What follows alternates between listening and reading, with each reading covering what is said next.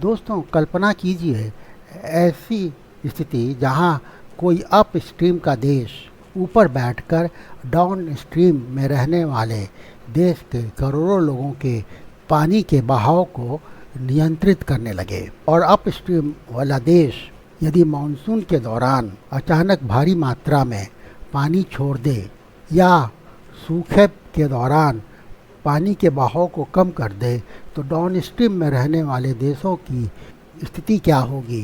स्पष्ट है, स्थिति काफ़ी विकट होगी, भयावह होगी। दोस्तों, यह कोई फिक्शन नहीं है, यह वास्तविक कठोर कड़वी सच्चाई है। यह एक जियोपॉलिटिकल रियलिटी है। चीन यारलुंग सांगपो नदी पर तेजी से विशाल बांधों का निर्माण कर रहा है, जिसे भारत में ब्रह्मपुत्र के नाम से जाना जाता है। भारत को यह डर है कि ये परियोजनाएं केवल बिजली बनाने तक सीमित नहीं हैं, क्योंकि ये दक्षिण एशिया में स्ट्रेटेजिक बैलेंस को भी बदल सकती हैं। तो आज हम लोग वीडियो में इसी पर विस्तृत चर्चा करेंगे और जानेंगे कि भारत की क्या चिंताएं हैं और भारत इन चिंताओं से निपटने के लिए क्या कदम उठा रहा है। साथ ही कुछ सुझावों पर भी हम लोग चर्चा करेंगे। तो चलिए हम लोग वीडियो को शुरू करते हैं। मैं मनीष कुमार हूँ, आप सभी का मेरे चैनल पर स्वागत है। दोस्तों, तिब्बत हिमालय के नज़दीक ही स्थित है, जिसे वाटर टावर ऑफ एशिया के नाम से भी जाना जाता है। लगभग 2 अरब लोग यहाँ से निकलने वाली नदियों पर निर्भर हैं। अंटार्कटिका और आर्कटिक के बाद हिमालय दुनिया का सबसे बड़ा बर्फ का भंडार है। यह बीजिंग को निचले बहाव वाले कई देशों पर एक ज्योग्राफिकल एडवांटेज देता है। इन देशों में शामिल हैं Bharat, Bangladesh, Nepal, Bhutan, Myanmar, Vietnam, Laos और कंबोडिया। जो नदियां तिब्बत से ओरिजिनेट होती हैं, उनमें चीन में बहने वाली येलो रिवर, यांगजी नदी, मेकोंग नदी, स्वालिन नदी और भारत में बहने वाली ब्रह्मपुत्र नदी, सतलज नदी और सिंधु नदी। पानी केवल एक प्राकृतिक संसाधन नहीं है, यह एक स्ट्रेटेजिक एसेट भी है। चलिए हम लोग अब यह जानने का प्रयास करते हैं कि ब्रह्मपुत्र नदी कहाँ से ओरिजिनेट करती है और किस तरह से इसकी यात्रा होती है। ब्रह्मपुत्र नदी एंग्सी ग्लेशियर जो तिब्बत में स्थित है वहाँ ओरिजिनेट होती है। फिर स्वांगपो, यारलुंग स्वांगपो होते हुए ग्रेट बेंड से होते हुए अरुणाचल प्रदेश में प्रवेश करती है। उसके बाद यह आसाम में आती है ब्रह्मपुत्र नदी के रूप में, और फिर यह बांग्लादेश होते हुए बे ऑफ बंगाल में गिर जाती है। इस तरह से ब्रह्मपुत्र नदी 2900 किलोमीटर की यात्रा करती है। ब्रह्मपुत्र नदी के किनारे रहने वाले लोगों के लिए जीवन रेखा की तरह है। ग्रेट बेंड के पास यह दुनिया की सबसे गहरी नदी घाटी अर्थात गॉर्ज बनाने के बाद अरुणाचल प्रदेश के रास्ते भारत में प्रवेश करती है। यह नदी अपने आसपास रहने वाले लोगों के लिए जीवन रेखा है। नदी से पेयजल मिलता है, सिंचाई का साधन है, मत्स्य पालन, हाइड्रो इलेक्ट्रिसिटी, बायोडाइवर्सिटी, नेविगेशन इत्यादि ब्रह्मपुत्र नदी के द्वारा संभव हो पा रहा है। लगभग 13 करोड़ लोग इस नदी के बेसिन पर निर्भर हैं। तो ब्रह्मपुत्र नदी का महत्व बहुत ज़्यादा है। अब हम लोग चाइना जो तिब्बत में मेगा डैम बना रहा है उसके ऊपर हम लोग चर्चा करेंगे। चाइना तिब्बत में जांगमू डैम, जियाचा डैम, इक्सू डैम, डागू डैम और ग्रेट बेंड मेगा डैम बना रहा है। इनमें से कुछ डैम्स बन चुके हैं जबकि कुछ डैम्स अंडर कंस्ट्रक्शन हैं। ग्रेट बेंड मेगा डैम अभी कंस्ट्रक्शन की स्टेज में है। सबसे बड़ी परियोजना ग्रेट बेंड के पास आ रही है, जो कि हाइड्रो इलेक्ट्रिसिटी की परियोजना है। इसकी प्रस्तावित क्षमता 60 मेगावाट है। यह चीन के ही गॉर्ज डैम की क्षमता से लगभग 3 गुना है। इसकी लागत चीन की 1.2 ट्रिलियन युआन है, जो कि 167.8 अरब डॉलर होता है। इसका निर्माण कार्य 19 जुलाई 2025 से शुरू हो चुका है। इसका निर्माण निचले तटवर्ती राज्य भारत से बिना पूर्व परामर्श के किया गया है, जबकि इसका संभावित स्थान मेडोक काउंटी में उस स्थान से मात्र 30 किलोमीटर दूर है जहां नदी भारत में प्रवेश करती है और सियांग बन जाती है। सियांग नदी ब्रह्मपुत्र नदी तंत्र की मुख्य धारा है। इस परियोजना के भारत के लिए कई गंभीर अर्थ हैं, लेकिन भारत सरकार ने इसके निर्माण पर सार्वजनिक रूप से कोई टिप्पणी नहीं की है। चीन का यह तर्क है कि यह रन ऑफ द रिवर परियोजना है। बीजिंग के अनुसार निचले बहाव वाले क्षेत्रों में पानी की मात्रा में कोई बड़ी कमी नहीं आएगी। हालांकि भारतीय विशेषज्ञ इस पर सतर्क रुख अपनाए हुए हैं। भारत की चिंता के ऊपर हम लोग बात करेंगे। भारत की चिंताएं सिर्फ बिजली उत्पादन से कहीं आगे की है। सबसे बड़ी चिंता भारत के लिए जल सुरक्षा या वाटर सिक्योरिटी को लेकर के है। ब्रह्मपुत्र के जल प्रवाह में असर पड़ेगा क्योंकि तिब्बत में ग्लेशियर के पिघलने और वर्षा से सियांग के जल में 25 से 35% तक का योगदान होता है। लेकिन 5 विशालकाय जल विद्युत परियोजना का निर्माण यार्लुंग नदी में होने के कारण नदी के प्राकृतिक प्रवाह बदल जाएगा, जिससे जलीय पारिस्थितिकी तंत्र, मत्स्य संसाधन तथा जैव विविधता वाले अर्थात बायोडाइवर्सिटी वाले संवेदनशील क्षेत्रों को क्षति पहुंचेगी। दूसरा, इससे भी अधिक चिंताजनक बाढ़ का जोखिम है। यद्यपि जलाशय बाढ़ को नियंत्रित कर सकते हैं, लेकिन भारी वर्षा या भूकंप जैसे प्राकृतिक आपदा के दौरान संरचना की सुरक्षा के लिए बिना पूर्व सूचना या अचानक पानी छोड़े जाने से निचले क्षेत्र में बाढ़ और अधिक गंभीर हो सकती है, जिससे जनधन की भारी हानि हो सकती है। तीसरा, पारदर्शिता की भी कमी है। चीन का भारत के साथ कोई व्यापक जल या साझाकरण समझौता या वाटर शेयरिंग ट्रीटी नहीं है। हाइड्रोलॉजिकल डेटा साझा करना भी सीमित है और यह राजनीतिक संबंधों पर निर्भर करता है।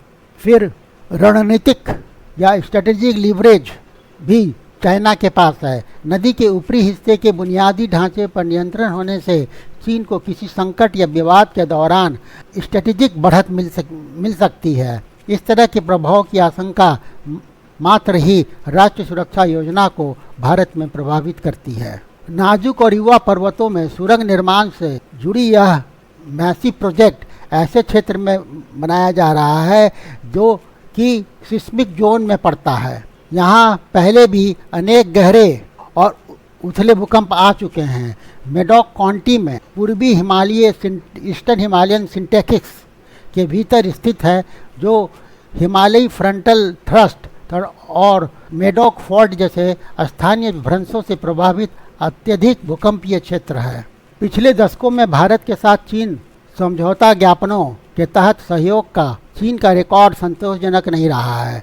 चीन समय समय पर ब्रह्मपुत्र और सतलज के लिए वर्षा ऋतु के हाइड्रोग्राफिक डेटा की आपूर्ति निलंबित करता रहा है। उसने अल्प प्रवाह या लीन सीजन के दौरान के आंकड़े उपलब्ध कराने पर भी सहमति नहीं दी है। सीमा पार नदियों के साझाकरण जैसे व्यापक सहयोग पर चर्चा करना तो दूर की बात है। और अंत में जो कस्टमरी इंटरनेशनल लॉ है उसका भी वायलेशन हो रहा है। हालांकि भारत और चीन दोनों ही इंटरनेशनल कन्वेंशन जो कि 1997 में साइन किया गया है उसके सिग्नेटरी नहीं हैं, लेकिन इसके बाद भी कन्वेंशन के जो 2 प्रमुख सिद्धांत हैं, साझा जल का न्याय संगत और युक्ति संगत उपयोग और निचले तटवर्ती राज्यों को महत्वपूर्ण क्षति न पहुँचे इसको सुनिश्चित करना, यह कस्टमरी इंटरनेशनल लॉ का हिस्सा है जिसे सबको मानना चाहिए, लेकिन इसका भी उल्लंघन हो रहा है। अब हम लोग यह समझते हैं कि क्या चाइना ब्रह्मपुत्र नदी के बहाव को पूरी तरह से रोक सकता है। जनरल परसेप्शन तो यह है कि चीन ऐसा कर सकता है, ऐसा करने की स्थिति में है। सोशल मीडिया में भी इस तरह का काफ़ी प्रचार हो रहा है, लेकिन वास्तविकता इससे परे है। वास्तव में चाइना ब्रह्मपुत्र के बहाव को भारत में पूरी तरह से नहीं रोक सकता है। ब्रह्मपुत्र के कुल जल जो टोटल वाटर वॉल्यूम है ब्रह्मपुत्र का, उसका लगभग 65 से 70% हिस्सा नदी के भारत में प्रवेश करने के बाद बनता है, जो मुख्य रूप से मानसूनी बारिश और उसकी सहायक नदियों से आता है। इसलिए चीन इस नदी को अस्थायी रूप से बंद तो नहीं कर सकता है। हालांकि ऊपरी हिस्से में बने बांध पानी के बहने के समय सेडिमेंट के बहाव को और स्थानीय जल विज्ञान को प्रभावित कर सकते हैं।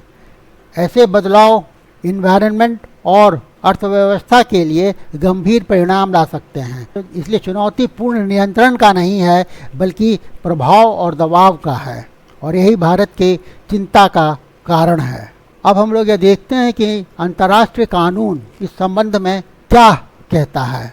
भारत और पाकिस्तान के बीच हुए सिंधु जल समझौते के विपरीत भारत और चीन के बीच ऐसा कोई कानूनी रूप से बाध्यकारी नदी साझाकरण समझौता नहीं है, अर्थात रिवर वाटर शेयरिंग का कोई एग्रीमेंट भारत और चीन के बीच नहीं है। अंतर्राष्ट्रीय सिद्धांत हमेशा 3 बातों पर जोर देते हैं: न्याय संगत उपयोग अर्थात इक्विटेबल यूज, किसी को गंभीर नुकसान ना पहुंचे, no significant harm to anyone, और प्रायर नोटिफिकेशन या पूर्व सूचना देना। लेकिन जब देशों के बीच मतभेद होते हैं तो इन नियमों को लागू करना मुश्किल हो जाता है। सीमा पार नदियाँ तथा ट्रांस बाउंड्री रिवर आज भी काफ़ी हद तक कूटनीति के भरोसे ही चलती है। हम लोग देखते हैं कि भारत का क्या रिस्पांस रहा है। दोस्तों, भारत ने इसके जवाब में कई रणनीतियाँ अपनाई हैं। पहली रणनीति तो यह है कि भारत अरुणाचल प्रदेश में अपनी जल विद्युत परियोजनाओं की गति को बढ़ा रहा है। दूसरा, भारत सैटेलाइट मॉनिटरिंग और नदी के पूर्वानुमान तंत्र को मजबूत कर रहा है। तीसरा, भारत चीन के साथ नियमित हाइड्रोलॉजिकल डेटा साझा करने की मांग लगातार उठा रहा है। और चौथा, सीमा पर बुनियादी ढांचे और रणनीतिक तैयारी को मजबूत कर रहा है। वाटर सिक्योरिटी अब तेज़ी से भारत के लिए नेशनल सिक्योरिटी डॉक्ट्रिन का हिस्सा बन रहा है। यहाँ पर यह भी जानना जरूरी है कि क्लाइमेट चेंज का असर क्या हो सकता है। क्लाइमेट चेंज भी एक मौजूदा चुनौती को और बड़ा कर रहा है। ग्लेशियर तेजी से पिघलकर पीछे खिसक रहा है, अर्थात रिट्रीट कर रहा है। अत्यधिक बारिश की घटनाएं जब बढ़ जाती हैं तो ग्लेशियर की झीलों के फटने से आने वाली बाढ़ अब अधिक आम हो रही है। जियोपॉलिटिकल तनाव को अलग भी रख दें तो भी हिमालय की नदियां इस समय अभूतपूर्व संकट का सामना कर रही हैं, और आने वाले समय में जितनी ज़रूरत कंपटीशन की होगी उतनी ही ज़रूरत आपसी कॉपरेशन की भी होगी, आपसी सहयोग की भी होगी। अब हम लोग देखते हैं कि आगे और भारत क्या कर सकता है। भारत की वर्तमान शांत कूटनीति की रणनीति काम नहीं कर रही है, इसलिए इस परियोजना को लेकर हमारी गहरी चिंताओं का चीन को कूटनीतिक माध्यमों के साथ साथ सार्वजनिक टिप्पणियों के जरिए भी स्पष्ट और फर्म संकेत दिया जाना चाहिए। दूसरा, चीन के साथ संवाद का दायरा केवल हाइड्रोग्राफिक आंकड़ों के मुद्दे तक सीमित नहीं रहना चाहिए। एक प्रभावित पक्ष होने के नाते हमें परियोजना के तकनीकी डायरेक्शंस, उसके एनवायरमेंटल इम्पैक्ट और भूकंपीय चुनौतियों से निपटने के लिए चीन द्वारा प्रस्तावित उपायों की पूरी जानकारी की मांग करने का पूरा अधिकार है। तीसरा, हमें चीन और कजाकिस्तान के बीच इली तथा इर्ती ऐसी नदियों पर सहयोग की तर्ज पर अधिक पारदर्शी और व्यापक अंतर सीमावर्ती सहयोग के लिए प्रयास करना चाहिए। ट्रांस बाउंड्री कोऑपरेशन के लिए प्रयास करना चाहिए, ताकि को रिपेरियन देश के रूप में हमारे वर्तमान और प्रस्तावित उपयोग अधिकारों तथा अन्य हितों की रक्षा हो सके। हमें स्वयं भी कई कदम और उठाने होंगे। बाढ़ के खतरे और शुष्क मौसम में जल प्रवाह में कमी को देखते हुए भारत के पास तत्काल डाउन स्ट्रीम क्षेत्र में रिस्क को कम करने के लिए वाटर स्टोरेज इंफ्रास्ट्रक्चर को डेवलप करना होगा। भारत को चीन से अपस्ट्रीम डेटा पर निर्भरता को कम करना होगा। भारत को अपने रिमोट सेंसिंग डेटा सेट, भू स्थानिक मॉडलिंग उपकरणों और ऐतिहासिक जल वैज्ञानिक आंकड़ों का उपयोग करके प्रमुख सहायक नदियों तथा स्थानीय जल वैज्ञानिक प्रणालियों के बीच जल योगदान का रीइवैल्यूएशन करना चाहिए ताकि चीन से प्राप्त अपस्ट्रीम डेटा पर निर्भरता कम हो सके। और अंत में चीन के अपस्ट्रीम क्षेत्र में की जा रही यूनिलैटरल एक्शन के संबंध में एक निरंतर और सशक्त विमर्श तैयार करना होगा तथा इस मुद्दे को द्विपक्षीय स्तर पर उठाने के साथ साथ भारत चीन संबंधों पर हमारी व्यापक डिप्लोमेटिक मैसेजिंग को भी सम्मिलित करना होगा। निष्कर्ष के तौर पर यह कहा जा सकता है कि ब्रह्मपुत्र की कहानी केवल डैम तक सीमित नहीं है। यह टेक्नोलॉजी, क्लाइमेट चेंज और नेशनल सिक्योरिटी से भी इसका गहरा संबंध है। यह 2 बिलियन पीपल के भविष्य का सवाल है। इसलिए कॉन्फ्लिक्ट और कोऑपरेशन राजनीतिक चॉइस पर निर्भर करेंगे। दोस्तों, यदि आप लोगों को यह वीडियो अच्छा लगा हो तो इसे लाइक करिए, शेयर करिए, अपनी राय दीजिए और सब्सक्राइब करिए ताकि ऐसे विषयों पर आप तक एनालिटिकल इन्फॉर्मेशन समय समय पर नियमित रूप से दिया जा सके। Thank you for watching. मिलते हैं नेक्स्ट वीडियो में।